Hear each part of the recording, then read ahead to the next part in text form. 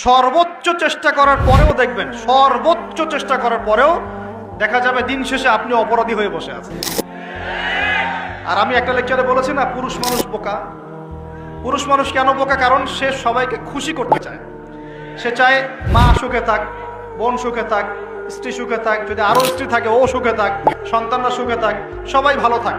এবং তাদের ভালোর জন্য তারা কত কষ্ট করে, দিন রাত ডিউটি করে, অফিসে যায় আসে, জ্যাম ফেস করে, মানসিক প্রেশার নেয়, শারীরিক প্রেশার নেয়, নেয় না? অথচ এই কষ্ট কিন্তু মহিলারা বোঝে না। বোঝে? সবাই বোঝে না। আছে অনেক ভালো স্ত্রী আছে, কিন্তু সবাই কিন্তু বোঝে না। মনে করে যে পুরুষ মানুষ মনে হয় ভোগবাদী, খালি মেয়েদেরকে ভোগ করতে চায়।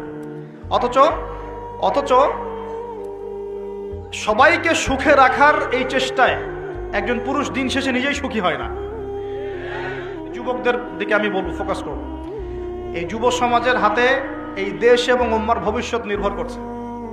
এই যুবকদের হাতেই এই জাতি এবং এই দেশ এবং এই উম্মার ভবিষ্যৎ নির্ভর করছে। অথচ তোমরা কি করছো? অথচ তোমরা বেনামাজি পড়ে আছো। অথচ তোমরা যাকাত দিচ্ছ না, রমজানের রোজা রাখছো না, তোমরা ওযু গোসলের মাসআলা বলতে পারছো না, তোমরা ঈমান আকীদা ঠিক করছো না, নবীর 40 হাদিস মুখস্থ করছো না, কোরআন পড়া শিখছো না। যুবকদের হাতে এই দেশ এবং জাতির ভবিষ্যৎ। সেই যুবকরা পড়ে আছে এখন মাদকের নেশায়। এই যুবকদের একটা বড় অংশ মেয়েদের পিছনে তার জীবন নষ্ট করে দিচ্ছে। এই যুবকদের একটা বড় অংশ এখন পর্নোগ্রাফিতে আসক্ত হয়ে বসে আছে। এটা কিন্তু কেউ অ্যাভয়েড করতে পারবে না। আমরা যারা অনলাইনে ঢুকি, অনলাইনে যারাই ঢুকেছি তাদের চোখে এরকম নগ্নতা পড়েছে। কি দাড়িওয়ালা, কি টুপিওয়ালা, কি আলেমা, কি জালেম, সবার একই অবস্থা। অনলাইনে যে ঢুকেছে তার চোখে নগ্নতা পড়েছেই পড়েছে।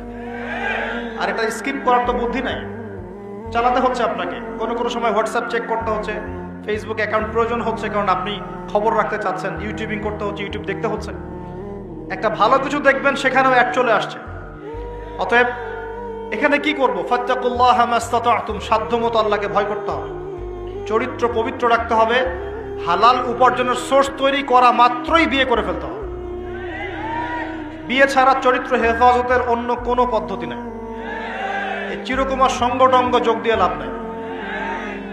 আর যতই হারাম প্রেম করেন না কেন, এই প্রেমগুলো আপনাকে মনে শান্তি দিবে না।